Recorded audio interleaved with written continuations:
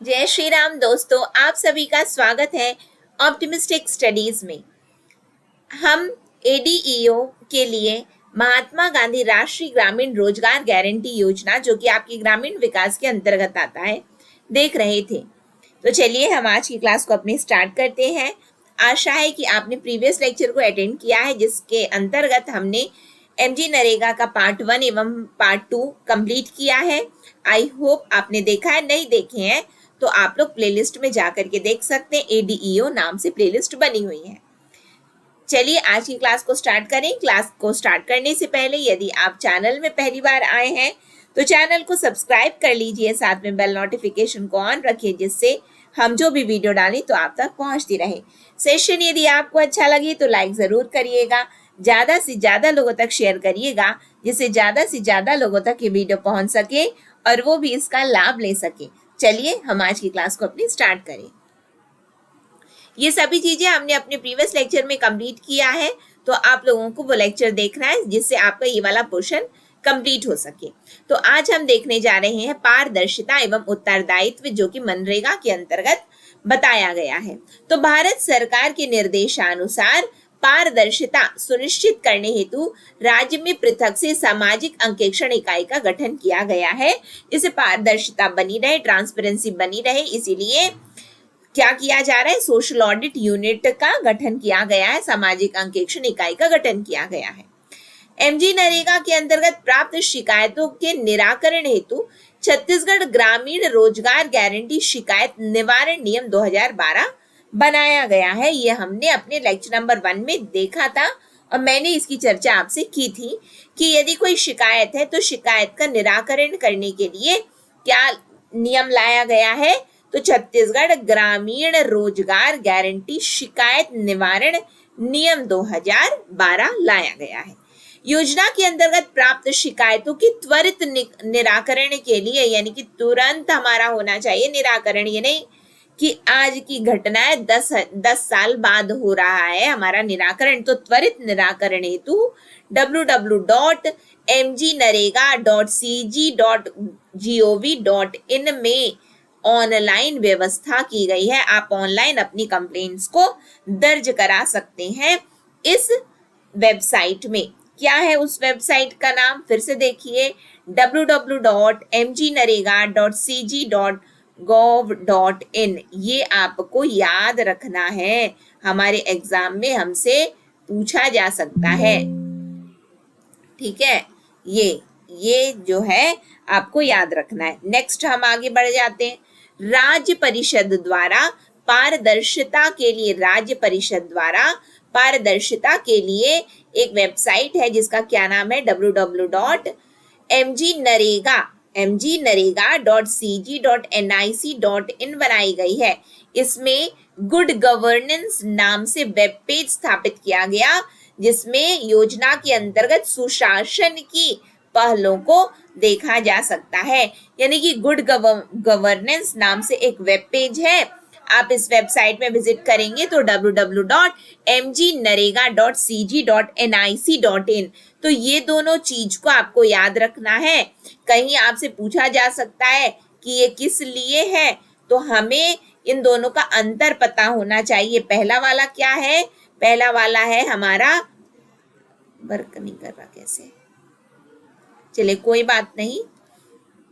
पहला वाला जो है www.mgnarega.cg.gov.in, ये आपके त्वरित निराकरण के लिए है, शिकायतों के त्वरित निराकरण। एवं यदि हम देखें तो पारदर्शिता के लिए www.mgnarega.cg.nic.in, ये है राज्य परिषद द्वारा पारदर्शिता के लिए ये वेबसाइट लाया गया, जिसमें गवर्नेंस नाम से वेब पेज है। आप सुशासन की पहलों को देख सकते हैं। पारदर्शिता तथा रियल टाइम MIS अद्यतन, ठीक है, अद्यतन करने के उद्देश्य से एमजी नरेगा स्कीम के कार्य हेतु पूरे राज्य में ई मास्टर रोल का प्रयोग किया जा रहा है, हमने देखा था। ठीक है, फिर उसके बाद में यदि हम देखें तो एमजी नरेगा की धारा 27 के तहत योजना के क्रियान्वयन से संबंधित शिकायतों के निवारण निपटारे के लिए राज्य के सभी 33 जिलों में लोकपालों की नियुक्ति की व्यवस्था की गई है। फर्स्ट लेक्चर में देखा गया है हमारे। नहीं देखे हो तो देखो, बार बार बोल रही हूँ, चीजों को हमने बहुत ही डिटेल से डिस्कस किया हुआ है, ठीक है। फिर जिलों के लोकपाल द्वारा पारित अवार्ड के विरुद्ध सुनवाई कहाँ होगी? तो राज्य स्तर पर त्रिसदस्यीय अपीली प्राधिकरण का गठन किया गया है। लोकपाल यदि कोई सुनवाई यदि करते हैं, कोई वर्डिक्ट यदि देते हैं, तो आपको यदि स्वीकार नहीं है तो आप उसके विरुद्ध आप इस त्रिसदस्यीय अपीली प्राधिकरण जो कि राज्य स्तर पर है, आप वहां जाकर के अपील कर सकते हैं। फिर बताया गया है कि इस योजना के अंतर्गत national electronic fund management system, आपसे पूछा जा सकता है कि NEFMS का फुल फॉर्म क्या है? तो national electronic fund management system के माध्यम से श्रमिकों के बैंक, पोस्ट ऑफिस खातों में मजदूरी भुगतान किए जा रहे हैं। यानी कि किस सिस्टम के अंतर्गत मजदूरी भुगतान किया जाता है? तो NEFMS के अंतर्गत भुगतान किया जा रहा है। मजदूरी तो देनी है, तो मजदूरी कैसे देंगे? National electronic fund management system के थ्रू देते हैं। फिर उसके बाद क्या बताया गया है कि सामग्री तथा प्रशासनिक भुगतान EFMS यानी कि इलेक्ट्रॉनिक फंड मैनेजमेंट सिस्टम प्रणाली से किए जा रहे हैं। सामग्री तथा प्रशासनिक भुगतान जो है EFMS के द्वारा किया जाता है। दोनों का डिफरेंस याद रखना। NEFMS मजदूरी भुगतान के लिए है, फिर EFMS सामग्री तथा प्रशासनिक भुगतान के लिए है। इस तरीके से प्रश्न बन सकता है। सिक्योर सॉफ्टवेयर है, तो ये क्या है? तो भारत सरकार ग्रामीण विकास मंत्रालय द्वारा MG नरेगा के अंतर्गत ग्राम पंचायत द्वारा संपादित किए जाने वाले निर्माण कार्यों, अभिसरण के कार्यों को छोड़कर के प्राक्कलन तैयार करने, तकनीकी स्वीकृति एवं प्रशासकीय स्वीकृति ऑनलाइन प्रदान करने हेतु सिक्योर का क्या फुल फॉर्म है? Software for estimate calculation using rural rates for employment. क्या आपसे पूछा जा सकता है कि सिक्योर सॉफ्टवेयर किस योजना के अंतर्गत आता है? तो सिक्योर सॉफ्टवेयर आपका मनरेगा के अंतर्गत आता है। इसका फुल फॉर्म क्या है? तो software for estimate calculation, SEC हो गया, using rural rates for employment. क्या है? SECURE, rural rates for employment. Software for estimate calculation using rural rates for employment, ये सिक्योर का फुल फॉर्म है। तो सिक्योर ऑनलाइन प्रदान करने हेतु सिक्योर का राज्य के सभी जिलों में वित्तीय वर्ष 2018-19 से प्रारंभ किया जा चुका है, जो MIS से जुड़ा हुआ है। MIS से सिक्योर क्या है? सिक्योर सॉफ्टवेयर जुड़ा हुआ है, जो कि 2018-19 से प्रारंभ कर दिया गया है छत्तीसगढ़ के सभी जिलों में, ठीक है। कौन कर रहा है? तो ग्रामीण विकास मंत्रालय द्वारा ग्राम पंचायत द्वारा जो संपादित किए जा रहे हैं निर्माण कार्य, जिसमें अभिसरण के कार्य को छोड़कर, जैसे कि प्राक्कलन तैयार करना है, तकनीकी स्वीकृति है, प्रशासकीय स्वीकृति ऑनलाइन प्रदान करने हेतु ये सॉफ्टवेयर लाया गया, ठीक है। प्रोजेक्ट उन्नति पूछा जा सकता है कि प्रोजेक्ट उन्नति किसके अंतर्गत आता है? तो प्रोजेक्ट उन्नति के बारे में आइए देख लेते हैं हम लोग। वित्तीय वर्ष 2018-19 से 2023-24 तक प्रत्येक वित्तीय वर्ष में MG नरेगा के अंतर्गत 100 दिवस या अधिक कार्य कर चुके परिवारों के हितग्राहियों को राज्य ग्रामीण आजीविका मिशन के माध्यम से RSETI DDU जे दीनदयाल उपाध्याय ग्रामीण मैं इसका आप लोगों को जो है फुल फॉर्म ना एक बार एग्जैक्टली में चेक करके बताऊंगी। गलत चीज यहाँ पे मेरा ऐसा मानना है कि गलत चीज ना बताया जाए, ठीक है। अभी मैं नहीं जान रही हूँ इसका फुल फॉर्म, मैं आपको देख करके बताऊंगी।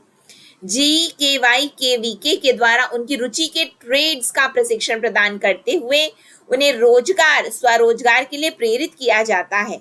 वित्तीय वर्ष 24-25 के लिए कुल 2000 हितग्राहियों का प्रशिक्षण लक्ष्य भारत सरकार ग्रामीण विकास मंत्रालय द्वारा निर्धारित किया गया, जिसके अनुक्रम में माह नवंबर यानी कि नवंबर 2024 तक 2762 हितग्राहियों को प्रशिक्षण प्रदान कराया गया। एमजी नरेगा के माध्यम से हितग्राहियों को प्रशिक्षण उपरांत उनकी प्रशिक्षण अवधि के लिए अकुशल श्रमिक की दर से वेज स्टाइपेंड का भुगतान किया जाता है। ये क्या है भाई, उसको अपन देख लेते हैं एग्जैक्टली में प्रोजेक्ट उन्नति के अंतर्गत हो क्या रहा है ना।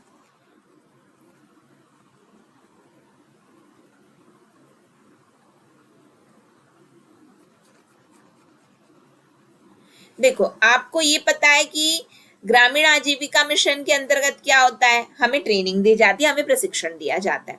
तो बस वही ग्रामीण आजीविका मिशन के माध्यम से ये क्या कर रहे हैं कि ऐसे हितग्राही परिवार जिन्होंने अपना 100 दिवस या उससे अधिक का कार्य पूरा कर चुके हैं मनरेगा के अंतर्गत, ठीक है।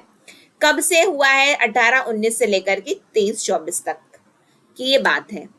तो जो लोग कंप्लीट कर लिए तो अब क्या कर रहे हैं, ये उनको स्वरोजगार के लिए, रोजगार के लिए प्रेरित कर रहे हैं और उन लोगों को ट्रेनिंग दे रहे हैं। वो ट्रेनिंग के लिए बताया गया है कि 24-25 के लिए कुल 2000 हितग्राहियों का प्रशिक्षण लक्ष्य भारत सरकार ने निर्धारित किया है ग्रामीण विकास मंत्रालय द्वारा, ठीक है। 2000, फिर नवंबर 2024 तक निर्धारित तो 2000 के लिए था, तो लेकिन नवंबर 2024 तक 2762 लोगों को प्रशिक्षण प्रदान कराया गया है, यानी कि लक्ष्य को सरकार ने क्या किया, अचीव कर लिया है, ठीक है। जब प्रशिक्षण हो जाता है, जब ट्रेनिंग हो जाती है, तो प्रशिक्षण के उपरांत उनकी प्रशिक्षण अवधि के लिए क्या करते हैं, अकुशल श्रमिक की दर से उनको वेज स्टाइपेंड का भुगतान भी किया जाता है। ये किस तरीके से पूछा जाएगा कि निम्न में से कौन सा कथन सत्य या असत्य, इस तरीके से ये प्रश्न आपके एग्जाम में आ सकता है, ठीक है। आगे बढ़ जाएंगे हम लोग। मिशन अमृत सरोवर, तो ये क्या है, मिशन उन्नति तो देख लिया हमने कि ये ग्रामीण आजीविका मिशन के अंतर्गत प्रशिक्षण प्रदान करते हैं किसको, मनरेगा के हितग्राही परिवारों को, ठीक। फिर मिशन अमृत सरोवर क्या है, तो भारत सरकार ग्रामीण विकास मंत्रालय के निर्देशानुसार न्यूनतम 1 एकड़ क्षेत्रफल एवं 10,000 घन मीटर जल धारण क्षमता के अमृत सरोवर निर्माण हेतु प्रति जिला निर्धारित लक्ष्य 75 के विरुद्ध वित्तीय वर्ष 24-25 तक प्रदेश में कुल 2902 अमृत सरोवरों का निर्माण कराया गया है। बस ऐसे समझो मिशन अमृत सरोवर क्या है, तो मिशन अमृत सरोवर का अर्थ है कि अमृत सरोवरों का निर्माण करवाना, सरोवर मतलब तालाब, ठीक है। भारत सरकार ग्रामीण विकास मंत्रालय द्वारा 16 अक्टूबर 2024 को अमृत सरोवर फेज 2 निर्माण हेतु संशोधित दिशा निर्देशिका जारी की गई, जिसके अंतर्गत नवीन अमृत सरोवर निर्माण हेतु उपयुक्त स्थलों का चयन निर्धारित मानकों के आधार पर करने हेतु निर्देशित किया गया। मिशन अमृत सरोवरों के प्रावधानों का पालन करते हुए नवीन संशोधित निर्देश के अनुरूप अब तक 926 कार्य चिन्हांकित किए गए, जिसमें 182 पूर्ण एवं 383 कार्य प्रगतिरत हैं। ये पूरा आपको मान के चलिए पूरा डेटा दे दिया गया है, लेकिन ऐसा समझो मिशन अमृत सरोवर क्या है, तो मिशन अमृत सरोवर के अंतर्गत अमृत सरोवर बनाया जाता है, प्रति जिला निर्धारित है कि इस यहाँ पे बनाना है, हमको लक्ष्य रखा गया है, ठीक है, कि इतना बनाना है, इतना ये अचीव कर लिए हैं। लेकिन ये याद रखिएगा कि 16 अक्टूबर 2024 को मिशन अमृत सरोवर का फेज 2 आ गया है, ठीक। आगे बढ़ जाते हैं। जलदूत ऐप ये क्या है, तो भारत सरकार ग्रामीण विकास मंत्रालय द्वारा 29 सितंबर 2022 को जलदूत ऐप का शुभारंभ किया। भारत सरकार ने ग्रामीण विकास मंत्रालय द्वारा क्या किया है, जलदूत ऐप लेकर के आए हैं। कब लाए हैं, तो 29/9/2022 को लेकर के आए हैं, जिसके माध्यम से प्रत्येक ग्राम में 2 से 3 खुले कुओं का जलस्तर नापकर अक्षांश एवं देशांतर की जानकारी सहित ऐप में अपलोड किया जाता है। वित्तीय वर्ष 24-25 में प्री मॉनसून पीरियड में प्रदेश के 41,825 कुओं एवं पोस्ट मॉनसून पीरियड के अंतर्गत 40,613 कुओं के जल स्तर का डेटा अपलोड किया गया, जो कि मनरेगा के कार्यों के प्रभावों के आकलन एवं नवीन योजना निर्माण हेतु उपयोगी सिद्ध होगा। बस ऐसे समझो, क्या याद करना है हमको? तो हमें जो है याद करना है वो ये है, जलदूत ऐप के अंतर्गत भारत सरकार ग्रामीण विकास मंत्रालय के द्वारा जलदूत ऐप को लॉन्च किया, जिसमें क्या करते हैं ये पूरा डेटा ऑनलाइन अपडेट करते हैं, अपलोड करते हैं। क्या चीज का? तो कुओं का जलस्तर नापते हैं कि जलस्तर क्या है, 2 से 3 कुओं का जलस्तर नाप करके वो क्या करते हैं, इसके माध्यम से प्रत्येक ग्राम में 2 से 3 ये पूछा जा सकता है कि प्रत्येक ग्राम में कितने, तो प्रत्येक ग्राम में 2 से 3 खुले कुओं का जल स्तर नाप करके इस ऐप में, जलदूत ऐप में अपलोड करते हैं। ठीक है, फिर मिशन अमृत सरोवर में अमृत सरोवर बनाते हैं। उन्नति के अंतर्गत हमने क्या देखा कि ये प्रशिक्षण प्रदान करते हैं, उन्नति हो रही है। सिक्योर सॉफ्टवेयर के अंतर्गत हमने ये देखा कि ये क्या करेंगे कि जो भी ग्राम पंचायत द्वारा जो भी संपादित किए जा रहे हैं निर्माण कार्य, उसके लिए ये सिक्योर सॉफ्टवेयर लाया गया है, जो कि MIS से जुड़ा हुआ है। और सिक्योर का फुल फॉर्म क्या है? Software for estimate calculation using rural rates for employment. ठीक है, देन नील लानर, ये क्या है? नियद नीलानर योजना प्रदेश के 5 जिलों के 8 विकास खंडों की 45 ग्राम पंचायतों के 95 ग्राम में शामिल है। ये क्या है भाई? जिनमें नक्सल प्रभावित क्षेत्र एवं पीड़ित परिवारों को सुविधा प्रदान करना एवं मुख्य धारा में लाने हेतु पंचायत ग्रामीण विकास विभाग को नोडल बनाया गया है, जिसके परिप्रेक्ष्य में सर्वेक्षण कर नक्सल प्रभावित एवं नक्सल पीड़ित परिवारों के समावेशी विकास हेतु महात्मा गांधी यानी कि मनरेगा के अंतर्गत जॉब कार्ड जारी किया गया तथा स्थायी परिसंपत्तियों के निर्माण हेतु मांग आधारित हितग्राही मूलक एवं सामुदायिक कार्य स्वीकृत किए गए हैं। हितग्राही मूलक कार्यों के अंतर्गत भूमि सुधार, बकरी शेड, डबरी आदि तथा सामुदायिक कार्यों में अब तक खाद्यान्न भंडारण केंद्र संख्या 40 एवं खेल मैदान संख्या 33 स्वीकृत किए गए हैं। कितने हैं और क्या है, क्या चीज है ये? तो नियद, क्या लिखा है? नियद नीलानार, इसमें क्या किया जाता है? तो जो हमारे राज्य की जो नक्सल प्रभावित क्षेत्र एवं नक्सल प्रभावित परिवार हैं, ठीक है, नक्सल पीड़ित जो परिवार हैं उनके लिए है ये नियद नीलानार, जिसके अंतर्गत क्या जाता है? तो जॉब कार्ड जारी किया जाता है पीड़ित परिवारों के लिए। फिर उसके बाद उनके लिए कार्य किया जाता है कि मांग आधारित हितग्राही मूलक एवं सामुदायिक कार्य स्वीकृत किए जा रहे हैं। हितग्राही मूलक कार्यों के अंतर्गत क्या क्या आएगा, यानी कि करते क्या है? तो भूमि सुधार, बकरी शेड, डबरी आदि तथा सामुदायिक कार्य, ये सब स्वीकृत है नियद नीलानार। ये याद रखना कि ये जो है किसके लिए है? तो नक्सल प्रभावित क्षेत्र एवं नक्सल पीड़ित परिवारों के लिए छत्तीसगढ़ राज्य द्वारा ये लाया गया है। छत्तीसगढ़ राज्य में ये लागू है। और साथ में कि ये जो पंचायत है ना, पंचायत ग्रामीण विकास विभाग को नोडल बनाया गया है। इसमें ग्रामीण विकास विभाग को नोडल बनाया गया है, वही सब कुछ देखते हैं यहाँ पे। इस प्रदेश के 5 जिले, 8 विकास खंड, 45 ग्राम पंचायत के कितने 95 ग्राम शामिल है, इतना याद रखना। केवल बहुत थोड़ी चीज है। क्या क्या? 5 जिले, 8 विकास खंड, 45 ग्राम पंचायत, 95 ग्राम शामिल है। कौन कौन सा क्षेत्र है? तो नक्सल प्रभावित क्षेत्र एवं नक्सल पीड़ित परिवार। क्या किया जाता है? तो जॉब कार्ड जारी किया जाता है। किसको नोडल बनाया गया? पंचायत ग्रामीण विकास विभाग को नोडल बनाया गया। 3-4 पॉइंट्स हैं, उसको याद रखना है अपने को, तो हमें ये पढ़ने में परेशानी नहीं होगी। पैराग्राफ देखेंगे। यदि पॉइंट्स बना करके देखेंगे तो चीजें याद होंगी। नोट्स बना रहे हैं तो नोट्स बिल्कुल बना लीजिए, है ना। फिर क्या है, area officer monitoring visit app.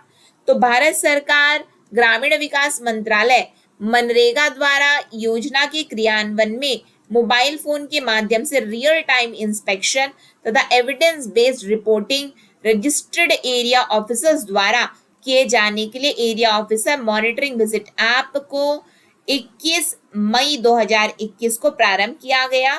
फिर उसके बाद ये लिंक दी गई है, प्रशासनिक प्रतिवेदन में दिया है। सिंपल सा याद करो, area officer monitoring visit app किस लिए है? Area officer monitoring visit app किस लिए है?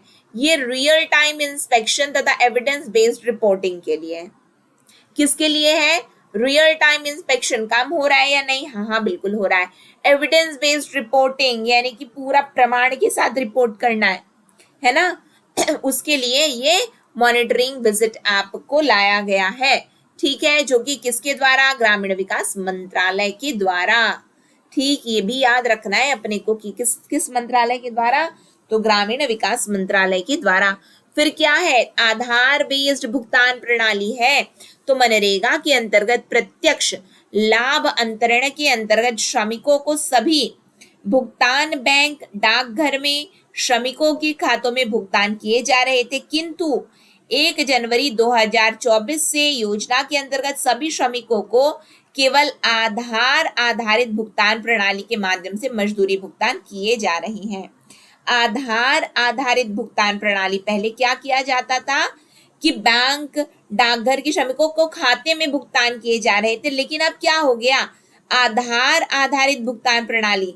इसके लिए नियमित रूप से MIS के श्रमिकों के आधार नंबर खाता नंबर की प्रविष्टि की जा रही है। आधार नंबर खाता नंबर की प्रविष्टि की गई।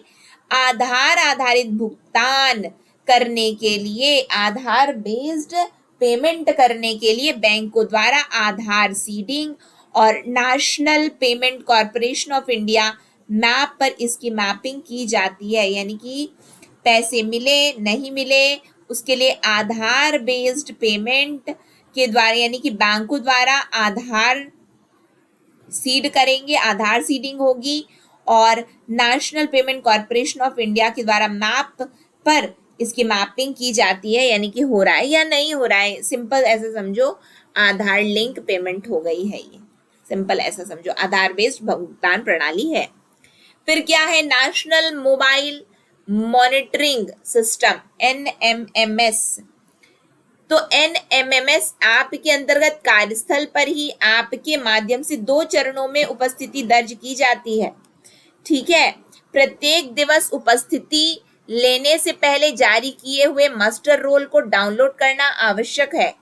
मस्टर रोल को डाउनलोड सुबह अटेंडेंस लेने से पहले ही किया जाना है।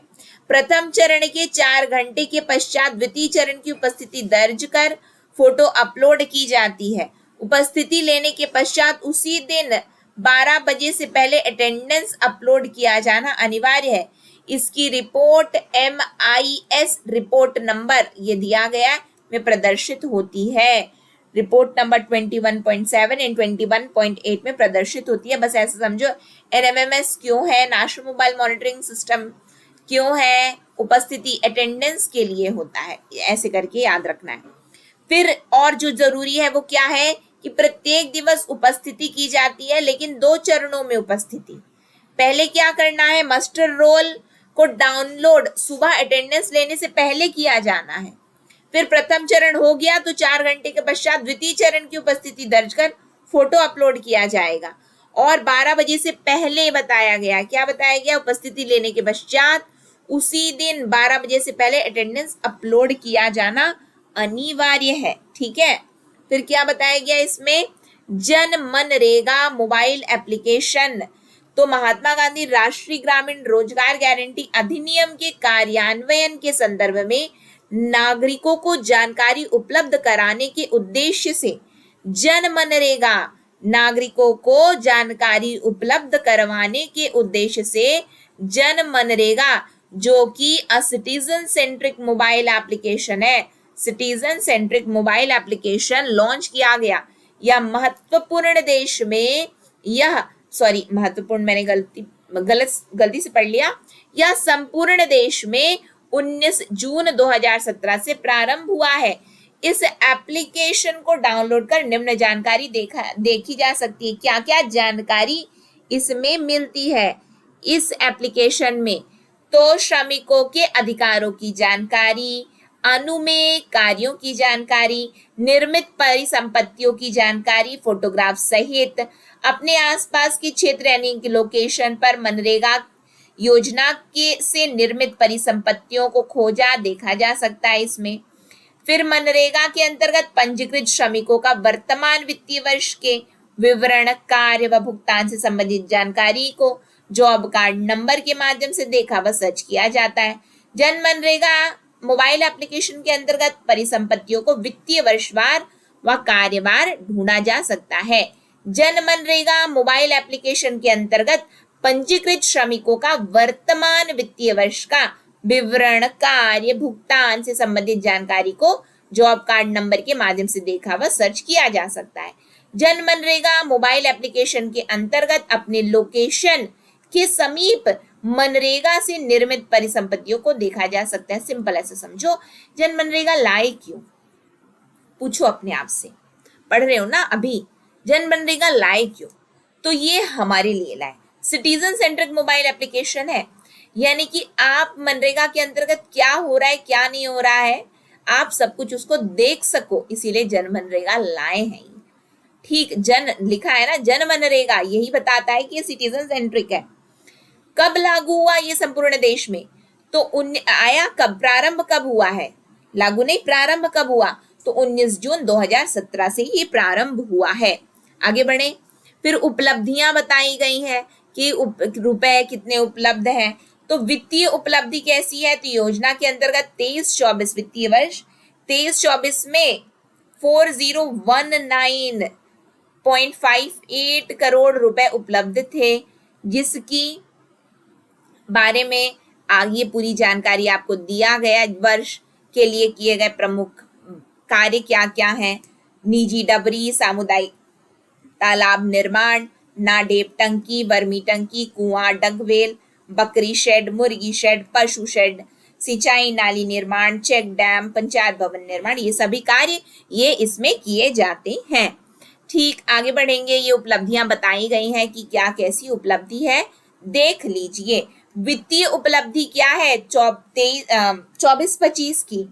तो 24-25 में माह यानी कि नवंबर 2024 तक उपलब्ध राशि क्या है?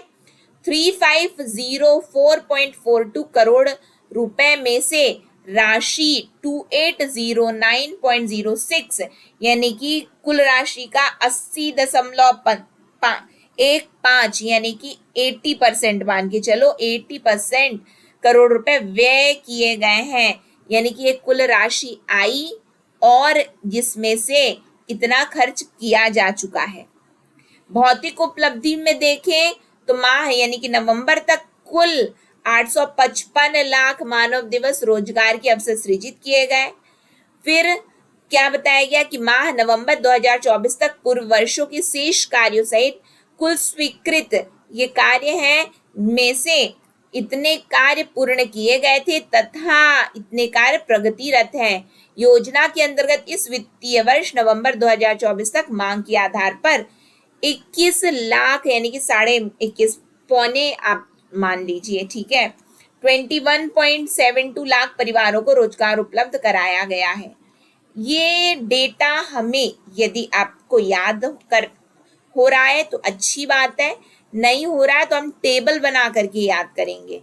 कैसे याद करेंगे? वित्तीय उपलब्धि को देखो। पहले वित्तीय उपलब्धि में क्या बताया जा रहा है? इतने करोड़ आए, इतने करोड़ खर्च हो गए। मान के चलो 3504 करोड़ आए और 2809 करोड़ खर्च हो गए। ठीक, इतना याद करेंगे। 3504 तो कैसे है? 345 सिंपल ऐसा है, बस आगे पीछे 3504 ऐसे याद करो। 3504 जिसमें से 2809 खर्च हो गए। फिर क्या बताया जा रहा है हमारे पास में कि शेष कार्य सहित कुल स्वीकृत कार्य, फिर कितने पूर्ण हो गए, कितने प्रगतिरत हैं। तो स्वीकृत कार्य 541,144 541,144 कार्य थे, जिसमें से 245,624 कार्य कंप्लीट हैं और 295,520 प्रगतिरत हैं। टोटल 5 हो गया, 2 बचा है 2। इस तरीके से कुछ कुछ नंबर देख करके भी आप टिक कर सकती हैं अपने एग्जाम में, ठीक है। और 21.72 लाख परिवारों को रोजगार उपलब्ध कराया गया है। मांग के आधार पर इसमें नवंबर 2024 तक का डेटा है, इतना उपलब्ध करवा चुके हैं ये 21 लाख परिवारों को। ठीक, आगे बढ़ जाइए। फिर यदि हम देखें तो ये पूरा आपका डेटा दिया गया है आपके प्रशासनिक प्रतिवेदन में, अपने से आप देख लीजिएगा, एक बार नजर डाल लीजिएगा, अन्यथा हमने काफी चीजें यहाँ पे कर ली हैं। ये फोटोग्राफ्स दिखाए जा रहे हैं इसमें, जहाँ पे क्या क्या बना है वो है, एक बार नजर डाल लीजिए, देख लीजिए क्या क्या बना है। आंगनबाड़ी भवन निर्माण, फिर उसके बाद में बताया गया शासकीय उचित मूल्य की दुकान बनाई गई है, डबरी निर्माण किया गया है, कुआं निर्माण किए हैं, पंचायत भवन निर्माण किए हैं। ये सभी चीजें इन्होंने मनरेगा के अंतर्गत बनाया है। और भी बहुत सारी चीजें हैं। अब इतना डेटा दिया है तो उसमें से बहुत सारी चीजें, कुछ कुछ की फोटोज यहाँ पे अपलोड कर दी गई हैं, ठीक है, जिसे आप देख सकें कि क्या है क्या नहीं, किस तरीके से इसमें कार्य होते हैं। तो हमें जो है क्या करना है, अब हम यदि नोट्स बना रहे हो तो पॉइंट्स जैसे मैंने आपको पूरा पॉइंट्स करके जैसे मैं बोल रही हूँ, है ना, उसके अकॉर्डिंग यदि आप अपना नोट्स बनाते हो तो बहुत अच्छा है, आपको चीजें याद होंगी। यदि आप पैराग्राफ्स, यदि आप सोचो ये कि पैराग्राफ्स के थ्रू आपको केवल याद हो जाएगा, तो ऐसे याद नहीं होता है, हमें पॉइंट्स में चीजें याद करनी पड़ती हैं, ठीक है। तो आशा है कि आपको चीजें समझ में आई। ये हमने मनरेगा को कंप्लीट कर लिया है। अब अपने नेक्स्ट सेशन में हम क्या करेंगे, मनरेगा के ही अंतर्गत जो सामाजिक अंकेक्षण इकाई का निर्माण किया गया है उसको देखेंगे हम लोग, ठीक है। ये छत्तीसगढ़ सामाजिक अंकेक्षण इकाई, छत्तीसगढ़ सोशल ऑडिट यूनिट को अपनी नेक्स्ट क्लास में हम देखेंगे, जो कि हमें मनरेगा के अंतर्गत ही आता है, बट अलग से एक टॉपिक है ये हमारा, देखा जाए तो, ठीक है। तो फिर अगले सेशन में फिर हम मिलते हैं। आशा है कि आपको चीजें समझ में आई हैं। कहीं पे भी कोई भी डाउट हो तो आप लोग कमेंट सेक्शन में कमेंट करके पूछ सकते हैं। हमारा ये जो टॉपिक कंप्लीट होता जा रहा है, इसके बाद हम एमसीक्यू की भी प्रैक्टिस करेंगे, तो जुड़े रहिएगा हमारे साथ में। नेक्स्ट सेशन में हम बहुत जल्द मिलेंगे। नेक्स्ट सेशन तक के लिए आप सभी को जय Shri Ram, optimistic learning, thank you for the session. जय हिंद, जय भारत, जय छत्तीसगढ़।